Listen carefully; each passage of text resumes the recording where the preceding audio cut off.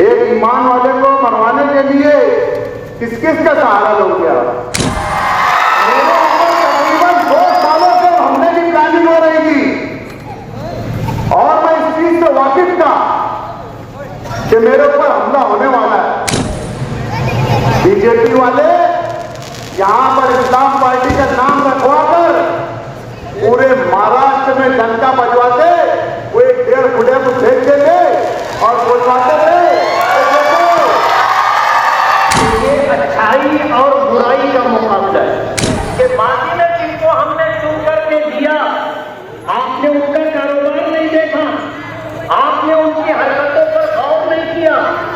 ये सरकारी जमीनों और नालों को पाट करके पलाट गिरा करके जमीन बेचते, पूरे शहर में नशे का जो कारोबार चल रहा है उस कारोबार की सरपरस्ती करने वाले लोग हैं, उस कारोबार के पार्टनर बनने वाले लोग हैं।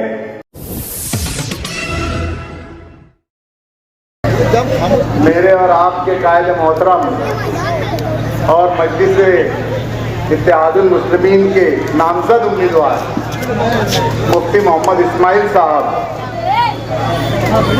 स्टेज पे तशरीफ फरमा, मजलिस के मुफ्ती साहब के हमदर्दान नौजवानों, दोस्तों, बुजुर्गों, आज मजलिस इत्तेहादुल मुस्लिमीन का ये पहला इंतखाबी जलसा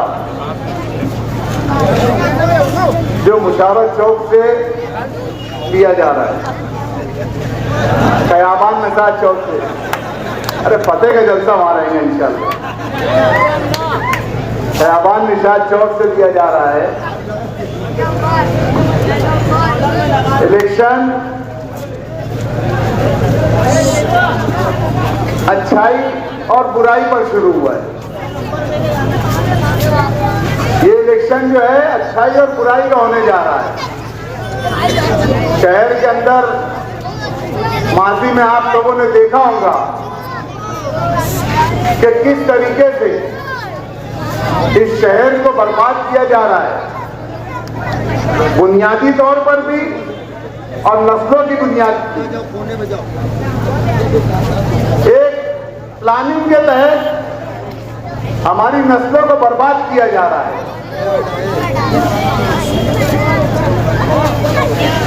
आज से तकरीबन 5 महीना पहले मुझ पर जो हादसा हुआ, जानलेवा हमला हुआ, तो उस हमले के जो लोग थे, पूरा शहर जानता है कि वो हमला किसने करवाया और क्यों करवाया। लेकिन इसमें एक बात निकल कर आई है कि कोई आदमी, मेरा सवाल है इस मजमे से कि कोई आदमी अगर मुसीबत में आता है या उसके ऊपर कोई मुसीबत आ पड़ती है, तो वो अपने किसी जिम्मेदार को या अपने किसी बड़े को वो इत्तला करता है और उस मुसीबत से बचने के लिए रास्ता निकालता है। मिसाल के तौर पर अगर कोई सियासी आदमी है तो वो सियासी आदमी का कोई गॉडफादर होता है। मुझ पर अगर कोई मुसीबत आई तो मैं मेरे घर के बाद अगर किसी को बोलूंगा तो मुफ्ती साहब से बात करूंगा, मुफ्ती साहब के बाद से इम्तियाज जलील साहब से बात करूंगा, इम्तियाज जलील साहब के बाद मैं असदुद्दीन अवैसी साहब से बात करूंगा, क्योंकि ये हमारे कायद है, ये हमारे लीडर है। तो जिन लोगों ने मुझ पर हमला किया, आप जानते हो उनका सियासी गॉडफादर कौन है? देवेंद्र फडणवीस। और मैं ये कोई हवाई बातें नहीं कर रहा हूं। जिस दिन मुझ पर हमला हुआ उसके दूसरे दिन सुबह 10 बजे मैं पुलिस रिकॉर्ड की बात कर रहा हूं। पुलिस रिकॉर्ड में जो कॉल हिस्ट्री आई है, उस कॉल हिस्ट्री के अंदर सुबह 10 बजे 7 बजे से लेकर 10 बजे तक इन्होंने देवेंद्र फडणवीस से कंटिन्यू बात की है। लेकिन मेरे ख्याल से आवाज नहीं आ रही इसमें। मैं यहां देवेंद्र फडणवीस जी का नंबर बोलना चाहता हूं। मैं कोई हवाई बात नहीं कर रहा हूं। 93 73 10 78 81। ये नंबर आप लोग ट्रू कॉलर पर देख लो, पता कर लो ये नंबर किसका है। एक ईमान वाले को मरवाने के लिए किस किस का सहारा लोगे आप? मैंने किले की मीटिंग में कहा कि गोली खाने का भी जिगर लगता है। मेरे ऊपर तकरीबन 2 सालों से हमले की प्लानिंग हो रही थी और मैं इस चीज से वाकिफ था कि मेरे ऊपर हमला होने वाला है। और इसके बावजूद भी मैं शहर में अपनी आदत के मुताबिक और अल्लाह रब्बुल इज्जत के भरोसे अकेले ही घूम रहा था। मुझे मालूम था कि मेरे ऊपर गोली चलने वाली है और चली, और शायद आगे भी चलेगी, उससे भी पीछे नहीं हटूंगा मैं। आज इन्होंने जो इस्लाम पार्टी लाए,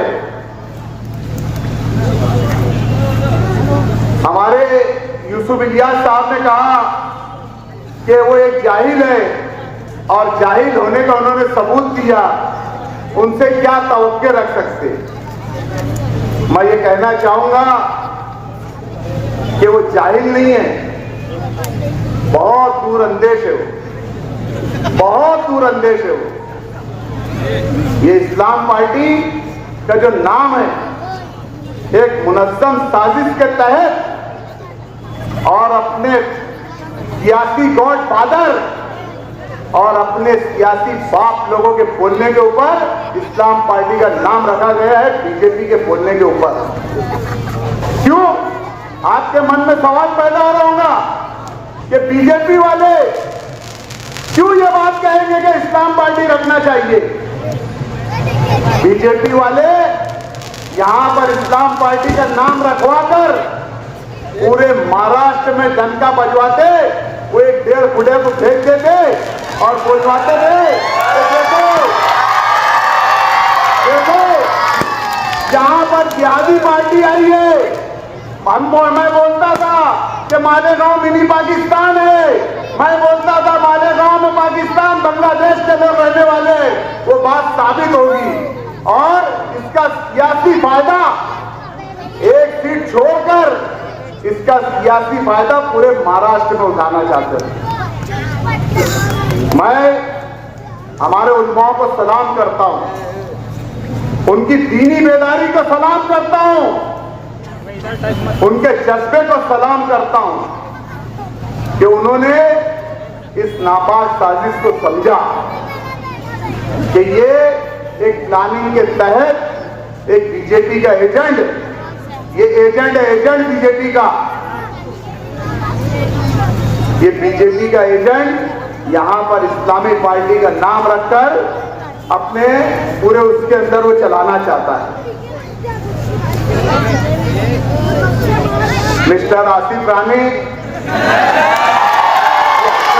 बंद करो, समझे? वो 1.5 फुटे कर रहा, तुम ये सब हरकत बंद करो। कौम के साथ खिलवाड़ करना और सीना पीटना, मैं अभी 2 रोज पहले की और आज की और कल की तकरीर देख रहा था, तो वो रुदाई पिक्चर देखे क्या आपने? रुदाली, माफ करना मुफ्ती साहब, तुमने नहीं देखे होंगे। उसमें ना बाकायदा रोया जाता, तो सीना पीटने के वास्ते औरतों को बुलाया जाता, और किसी के घर में अगर मैयत होती है ना, तो वो घर वालों को रोना नहीं आता ना, तो भाड़े के किराए की औरतों को बुलाया जाता रोने के लिए। तो ये इस तरीके से रो रहा है, बोले रोटली खेलेंगे, ये खेलेंगे, वो खेलेंगे। अबे सीधा सीधा खेलेंगे, एकदम साफ सुथरा खेलेंगे। तुम क्या खेलना चाहते, तुम कैसा खेलना चाहते बोलो। इसका प्रोपेगेंडा पूरे महाराष्ट्र में फैला कर ये सियासी फायदा फिरका परस्त ये उठाना चाहती थी।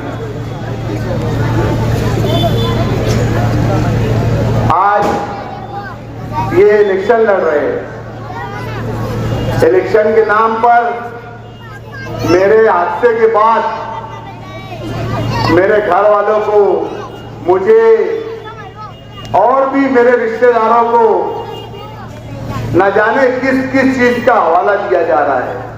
बिरादरी का हवाला, इसका हवाला, जाने दो, एक हो जाओ, नेक हो जाओ, एक हो जाओ। मतलब एक होएंगे नेक होएंगे क्या? इनकी नियतों में खोट है। मैं ईमान हूं बोल रहा, मुझे नहीं मालूम था कि शेख आसिफ मनियार बिरादरी से ताल्लुक रखते। ये तो उन्होंने अपने जबान से बोला कि मैं मनियार बिरादरी का हूं, हम चूड़ी पिनाने वाले हैं। मुझे नहीं मालूम था कि मनियार बिरादरी है, लेकिन मैं मनियार बिरादरी तो नहीं बोलता, लेकिन ये मनी यार है। मनी यार क्या? मनी के यार है ये। सिर्फ पैसा कमाना, लूट खसोट करना, यही इनका मकसद है।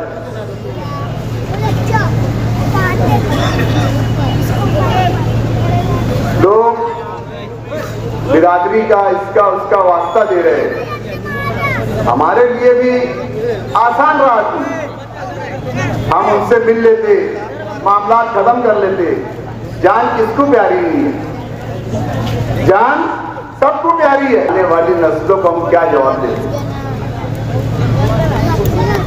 जिस तरीके से, जिस अंदाज से वो हमें समझा रहे हैं कि एक हो जाओ, मिल जाओ, तो भैया सब मामला खत्म कर दो, झगड़े खत्म कर दो। चाहते तो मिल सकते थे, सारे झगड़े खत्म कर सकते थे, लेकिन ये जुल्म के खिलाफ खड़ा कौन होगा? मैं अगर अपने मुफाद के लिए, मैं अपनी जान के लिए इन हरामखोरों से अगर समझौता कर लूंगा तो मेरी आने वाली नस्लों का क्या होगा? कौन इनके खिलाफ खड़ा होगा?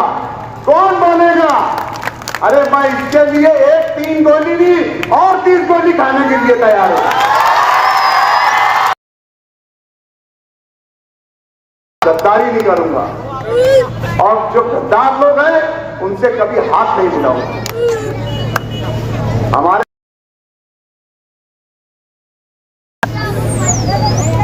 इलेक्शन में कुछ हमारे अपने साथ के उठने बैठने वाले रिश्तेदार, ताल्लुकात, कुछ लोग आकर वो लग गए। लगो कोई बात नहीं, लेकिन मैं तुमको यहां से एक चीज मैसेज देना चाहता हूं। तुम अगर उनके साथ लगे हो ना तो अब्दुल मालिक ये समझेगा कि अब्दुल मालिक के हमला करने के जिम्मेदार तुम भी हो। मैं अपील करना चाहता हूं, मैं इस इलाके से अपील करना चाहता हूं, मैं इस स्टेट से अपील करना चाहता हूं कि जो लोग बुराई को बुराई समझेंगे, जो लोग मेरे हमले को गलत समझेंगे, जो लोग शहर के अंदर नशा बिक रहा है उसको गलत समझेंगे, जो लोग बुराई को ताकत से रोकने का जज्बा समझते होंगे और कहीं भी थोड़ी सी भी उनके अंदर मेरे लिए एक राई के जर्रे के बराबर भी मोहब्बत होंगी तो वो मुफ्ती मोहम्मद इस्माइल साहब को वोट देके वो मेरी मोहब्बत का इजहार करेंगे।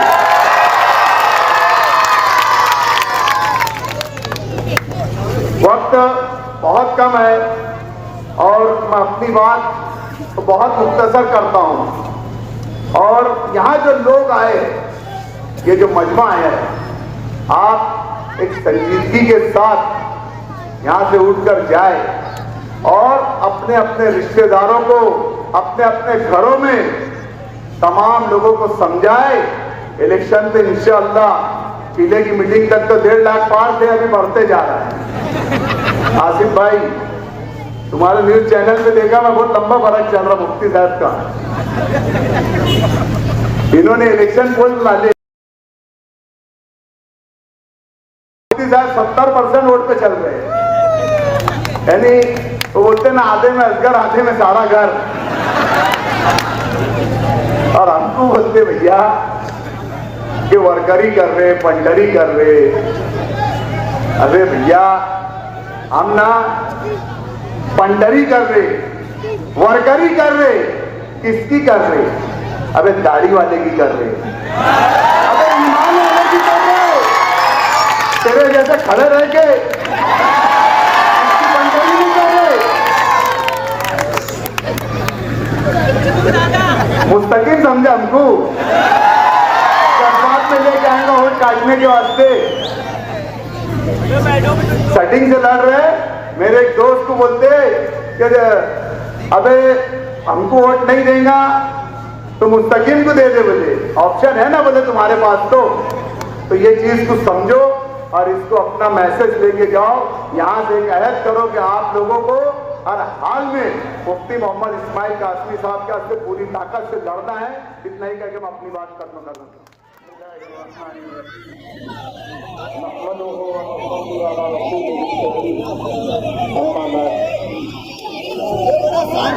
आज के इंतखाबी पहले के सदर मुहतरम मेरे साहब, हमारे सरपरस्त अलहाज यूनुस ईसा साहब, मजलिसे इत्तेहादुल मुस्लिमीन शिमाली महाराष्ट्र के सदर डॉक्टर खालिद परवेज साहब, नासिक जिले के सदर अलहाज अब्दुल मालिक यूनुस ईसा साहब, स्टेज पर बैठे हुए तमाम कॉर्पोरेटर, पार्लियामेंट्री बोर्ड के लोग, उलमाए किराम और सामने और स्टेज के दाएं बाएं और पीछे आज इस जलसे में शिरकत के लिए जितने लोग आए हैं, इसी तरह घरों में बैठी मेरी गैरतमंद और पर्दा नशीन माएँ और बहनें, ये हमारा पहला जलसा है। और इस पहले जलसे के जरिए हम पूरे शहर में जो पैगाम देना चाहते हैं, जो इस जमीन की सच्चाई है और इस शहर में रहने वाला हर समाजी जिम्मेदार इस बात को महसूस करता है कि ये अच्छाई और बुराई का मुकाबला है। आपको ये बात समझ लेनी चाहिए कि आप असेंबली में मालेगांव से जिस नुमाइंदे को चुन करके भेजते हैं, वो अपनी मजहबी और मिल्ली शनाख्त के साथ फिरका परस्तों के दरमियान रह करके मिल्लत के लिए, कौम के लिए और समाज के लिए अपनी आवाज बुलंद करता है।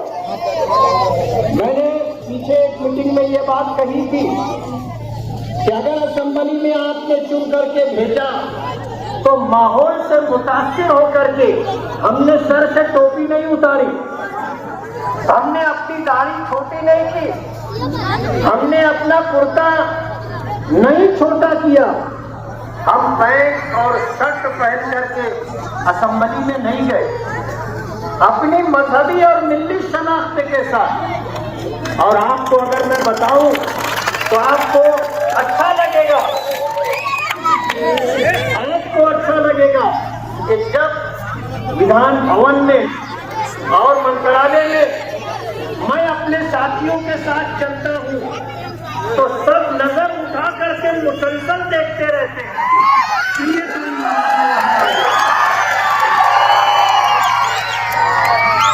मैं अपने किसी मुस्लिम नुमाइंदे के मुताबिक कुछ नहीं कहना चाहता, लेकिन आपने 2019 में जिस शख्स का इंतखाब किया था उसने मालेगांव की मजहबी शनाख्त को बरकरार रखा। हमारा शहर मस्जिदों का शहर है, हमारा शहर मदरसों का शहर है और हमारा शहर मिल्ली मजहबी शनाख्त रखने वाला शहर है। मालेगांव को हिंदुस्तान ही नहीं पूरी दुनिया में जाना जाता है और उसकी वजह हमारे मदारिस दीनिया है। मालेगांव वो शहर है जिसने पूरी दुनिया में लड़कियों को आलिमा बनाने के लिए सबसे पहले जो दरगाह जामिअतुस सालिहात के नाम से कायम की, उस दरगाह से जो बच्चियां आलिमा और हाफिजा बन करके जब अपने घरों पर वापस गई तो उन्होंने खवातीन के लिए, बच्चियों के लिए मजहबी दीनी तालीम का बेड़ा उठाया, दरगाहें कायम की। एक वक्त था जामिअतुस सालिहात में दुनिया के तकरीबन 40 मुल्कों की लड़कियां पढ़ती थी। सातों बर्रे आज़म में आपके शहर जामिअतुस सालिहात की पढ़ी हुई बच्चियां मालेगांव का नाम रोशन कर रही हैं। हमारा ये शहर मजहबी शनाख्त रखने वाला शहर है। दुख के साथ कहना पड़ता है कि माजी में जिनको हमने चुन करके दिया, आपने उनका कारोबार नहीं देखा, आपने उनकी हरकतों पर गौर नहीं किया। ये सरकारी जमीनों और नालों को काट करके प्लाट गिरा करके जमीन बेचते हैं। ये लोगों की खासगी जगह पर कब्जा कर लेते हैं, कमजोरों की जमीनों को हड़प लेते हैं। पूरे शहर में नशे का जो कारोबार चल रहा है, उस कारोबार की सरपरस्ती करने वाले लोग हैं, उस कारोबार में पार्टनर बनने वाले लोग हैं। मैं आपको ये बात बता दूं कि ऐसे लोग भी शहर में हैं जिन्होंने हमसे रास्ता किया और उनके साथ जो जुल्म ज्यादती हुई उसको उन्होंने बताया कि हम अच्छा भला कारोबार कर रहे थे, जायज और हलाल कारोबार कर रहे थे। इन्होंने दाब दबाव बना करके हमारे कारोबार में पार्टनरशिप ली और उसके बाद जब कारोबार में मंदी आने लगी तो जायज और हलाल कारोबार से निकाल करके हमें गैर कानूनी कारोबार में डाल दिया गया। और मैं बहुत सफाई के साथ कहना चाहता हूँ और सच्ची बात है इसलिए कह रहा हूँ, मुझे डर नहीं है, खौफ नहीं है। एक जान है, लेगा तो कौन लेगा?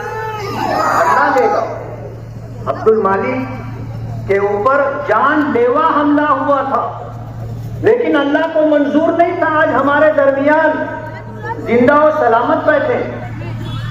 कोई अपनी मर्जी से किसी की जान ले ले ऐसा नहीं होता, और जब वक्त पूरा हो गया तो फिर दुनिया की कोई ताकत उसको बचा भी नहीं सकती।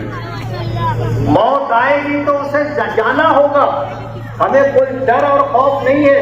ये खुद पुलिस खबरी है, अपने साथियों को जब गैर कानूनी कारोबार में डाल देते हैं तो खुद ही पुलिस को खबर भी देते हैं। मैं पुलिस डिपार्टमेंट के उन अफसरान को जानता हूँ जो इनके कांटेक्ट में है और इनके बोलने पर उनके ही साथियों पर रेड करते हैं और फिर कुटनी खाना टोना लगाने के बाद टोना छुड़ाने के लिए भी आ जाते हैं। जिसको रेड करा करके फंसाया उसको बचा करके उस पर एहसान भी जताते और गैर कानूनी कारोबार का सारा कभी हमको छोड़ करके जा ना सके, ऐसे आंकड़ी लगा करके उसको फंसा के रखते हैं। आज इनके साथ जो लोग हैं, इनमें से अक्सर ऐसे लोग हैं जो दिल से उनके साथ नहीं है, उनकी मजबूरी है और मजबूरी में उनके साथ नजर आते हैं। इन्होंने पूरे शहर में गुंडागर्दी करने वाले, पूरे शहर में गैर कानूनी मनशियात का कारोबार करने वाले लोगों को जमा किया। आपने उनके स्टेज के फोटो देखे होंगे, गांजा बेचने वाले, एमटी बेचने वाले और ऐसे बहुत सारे लोग। आप उनको शक्लों से देख करके पहचान लेंगे, ये कोई समाज के इज्जतदार लोग नहीं है। आप हमारा स्टेज देखो ना, हमारा पर अल्हम्दुलिल्लाह आपको एक नशेबाज आदमी नहीं मिलेगा, एक जुआरी नहीं मिलेगा, एक आदमी ऐसा नहीं मिलेगा जो अय्याशी करता हो, जनाकारी में मुब्तला हो। हमारे स्टेज पर अल्हम्दुलिल्लाह इज्जतदार दीनदार लोग होते हैं और आप उनका स्टेज देख लो, आपको फर्क समझ में आ जाएगा। तो ये अच्छाई और बुराई का मुकाबला है। 1% लोग भी ऐसे नहीं है जो समाज में बुराई की सरपरस्ती करते हो या खुद बुराई करते हो, लेकिन उनकी वजह से 99% मजहबी दीनदार और समाज में इज्जत का मकाम रखने वालों को तकलीफ उठानी पड़ती है। आपने अगर इनको चुन करके दिया तो इस शहर के ऊपर गुंडागर्दी करने वालों का राज होगा, इस शहर पर नशे का कारोबार करने वालों का राज होगा, इस शहर पर लोगों की जमीनों पर कब्जा, नाजायज कब्जा करने वालों का राज होगा और इस शहर में कमजोरों के साथ जुल्म ज्यादती करने वालों का राज होगा। आपकी नस्लें तबाह बर्बाद हो जाएंगी। ये हमारे नौजवानों का मुस्तकबिल तबाह बर्बाद करना चाहते हैं, उन्हें नशे का आदी बनाते हैं। ऐसे सैकड़ों वाकयात इस शहर में आपको मिलेंगे कि इन्होंने जो हरकत की है, घर का घर तबाह बर्बाद हो रहा है। तो हमारा ये इलेक्शन अच्छाई और बुराई का मुकाबला है। इन्होंने इस शहर के साथ, आपके साथ जो हरकत की है वो मैं आपको याद दिलाना चाहता हूँ। जब 2019 का इलेक्शन हारे तो शहर से तकरीबन 40 से 45 हजार वोट कटवा दिए। आप खुद ही ऐलान करते थे कि इतने बोगस वोट हमने कटवा दिए, जबकि वो लोग थे जिनके बारे में इनका ये गुमान होता था कि ये हमको वोट नहीं देते, उनका वोट कटवा दिया। तो पार्लियामेंट इलेक्शन आया तो पार्लियामेंट इलेक्शन आने के बाद वोट खुल गई और लोगों को समझ में आ गया कि हमारा वोट इन्होंने कटवा दिया। आज हम इस मुल्क में फिरका परस्तों को पीछे करना चाहते हैं, उनकी हुकूमत खत्म करना चाहते हैं और इन्होंने पार्लियामेंट इलेक्शन में हमें वोट देने से महरूम रखा। हमें बताने वालों ने बताया है कि तकरीबन इनकी तैयारी 30,000 बोगस वोट होती है। पिछला 2019 का इलेक्शन, उससे पहले 2014 का इलेक्शन, 2014 के इलेक्शन में ये तकरीबन 17,000 वोट से जीते थे। बाप बेटे जब जीतने के बाद बैठे तो मरहूम शेख रशीद साहब ने अपने फर्जंद शेख आसिम से ये कहा था कि हम हार गए हैं, जीते नहीं है, हमने 22,000 बोगस वोट डाली है, तब जाकर तू 17,000 वोट से जीता है। अगर 22,000 बोगस वोट नहीं डाली जाती तो वो मौलाना फिर जीत जाता। अब उनकी तैयारी 30,000 बोगस वोट की है। मैं आपको ये बताना चाहता हूँ कि अगर आपका बोगस वोट डाला गया तो आप वहां जाइए, आप हमारे लोगों को बताइए, आपको चैलेंजिंग वोट देना है और वहां का अगर प्रिसाइडिंग ऑफिसर आपको मना करे तो उसको मना करने का हक नहीं है। आपको ये हक दिया है कानून ने। होता यह है कि प्रिसाइडिंग ऑफिसर नहीं बोल देता है, हम लोग एक दूसरे का मुंह देख करके वापस आ जाते हैं। आप वापस ना आए, आप एक चैलेंज बनकर उसके सामने खड़े हो जाए कि ये मेरा आधार कार्ड है और वोटर के अंदर मेरा नाम है, मैंने वोट नहीं दी है, किसी ने बोगस वोट डाली है, मैं वोट देना चाहता हूँ और वोट डलवाना पड़ेगा। आप वापस मत आना, आप वापस मत आना, आपका हक है। इलेक्शन कमीशन की तरफ से ये हक आपको दिया गया है। हम तो इसके सत्तेबाज के लिए कोशिश करेंगे, लेकिन अगर ऐसा कुछ हो गया तो आपको वापस नहीं आना है, आपको वोट देना है। इनके साथ जो लोग होते हैं वो लोग गैर कानूनी हथियार लेकर के साथ में चलते। मैंने इससे पहले भी पुलिस डिपार्टमेंट को इस बारे में खबरदार किया कि आप उनके साथ, उनके आगे पीछे रहने वालों की चेकिंग करें, उनके पास आपको हथियार मिलेगा। और आपको मैं ये पैगाम देना चाहता हूँ कि अगर आपके साथ, हमारे साथ किसी तरह की कोई ज्यादती हुई और हम पर अटैक हुआ, आप पर अटैक हुआ और पब्लिक ने अटैक करने वालों को पकड़ करके अगर जवाबी कार्रवाई की तो उसकी जिम्मेदार डिपार्टमेंट होगी। हम बार बार ये बात कहना चाहते हैं कि पुलिस डिपार्टमेंट अपनी जिम्मेदारी पूरी करे। अगर इन लोग डिपार्टमेंट ने इस बात को नोट नहीं किया और इस तरह की कोई घटना घटी कि पब्लिक ने ऐसे लोगों को मारा और रवाना कर दिया तो पुलिस डिपार्टमेंट उसकी जिम्मेदार है। आपको डरने की कोई जरूरत नहीं है। आज शहर में एक बहुत बड़ा तबका जुल्म के खिलाफ और गुंडागर्दी के खिलाफ उठ खड़ा हुआ है। हम डरने वाले लोग नहीं है। हालात मुश्किल जरूर हैं, हालात मुश्किल जरूर है। डॉक्टर खालिद परवेज साहब ने जो बात कही कि आज मुफ्ती इस्माइल का इलेक्शन नहीं लड़ रहे, आप यूनुस ईसा खानवादे का इलेक्शन नहीं लड़ रहे, आप इलेक्शन लड़ रहे हैं तो अपने शहर के लिए लड़ रहे हैं, शहर की तहजीब के लिए लड़ रहे हैं, अपने नौजवानों का मुस्तकबिल महफूज रहे उसके लिए लड़ रहे हैं। अच्छाई का गलबा हो और बुराई मिटे, आप इसके लिए इलेक्शन लड़ रहे हैं। हमें का हर शख्स जिम्मेदार है। नबी करीम सल्लल्लाहु अलैहि वसल्लम का इरशाद मुबारक है, मन रहा मिनकुम मुनकरन फलयुगय्यिरहु बियदी, कि तुमने से जो शख्स बुराई को देखे तो पहला दर्जा ईमान का ये है कि उसको ताकत से रोके। वैलन यस्तती फबिलिसानी, और अगर ताकत से नहीं रोक सकता तो फिर उसको अपनी जुबान से रोके, यानी बुराई के बुराई होने का ऐलान करे कि ये गलत है। और अगर जुबान से भी आप नहीं उस बुराई को रोकना चाहते हैं लेकिन आप उसको दिल में बुरा समझ रहे हैं तो ये ईमान का सबसे कमजोर दर्जा है। और आज शहर ईमान के सबसे कमजोर रहा है, लेकिन जुबान से बुरा नहीं कह रहा है, ताकत से बुराई को रोकने के लिए आगे नहीं आ रहा है। हमको ईमान का पहला दर्जा इख्तियार करना होगा। और ये जालिम लोग बहुत बुज़दिल होते हैं, सुखी जैसे मैंने हमेशा ये बात कही। हमारे स्टेज पर लुकमान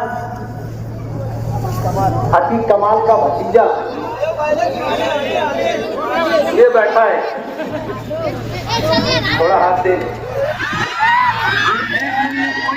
अब्दुल मालिक जैसा नहीं है, और तनवर ऐसा नहीं है, हल्का फुल्का कद कम है, जिस्म अकेला है। लेकिन जब पवारवाड़ी पुलिस स्टेशन में खालिद हाजी ने धमकी दी कि इलेक्शन के बाद तेरा हाथ पांव तोड़ देंगे तो उसने कहा अगर हिम्मत है तो यही चल अभी तोड़ करके बता। एक जुमला कहना था, दबा लिए,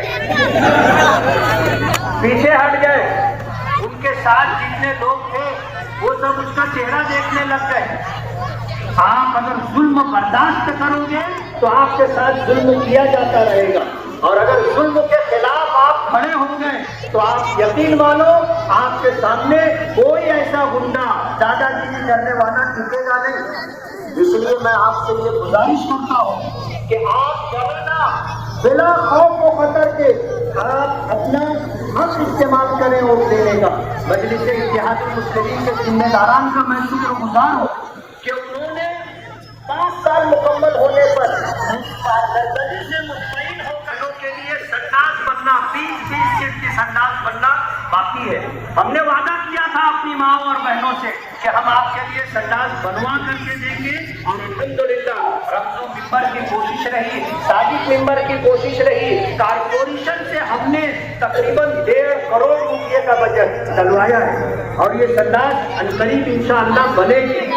मैं आप सभी हजरात का बहुत बहुत शुक्रगुजार हूँ कि आप इस जलसे में तशरीफ लाए, लेकिन हालात को समझ करके आपको इलेक्शन पूरी ताकत के साथ लड़ना है। और आपने अगर इसे अपना इलेक्शन समझ लिया तो फिर इंशाअल्लाह अल्लाह हमें कामयाबी और इज्जत अता करेगा। के दिन सैलानी चौक पर चलता होगा। आप सभी हजरात से शिरकत की गुजारिश है। सुब्हानक अल्लाहुम्मा व बिहम्दिका नशहदु अन ला इलाहा इल्ला अंत नस्तगफिरुका व नतूबु इलैक।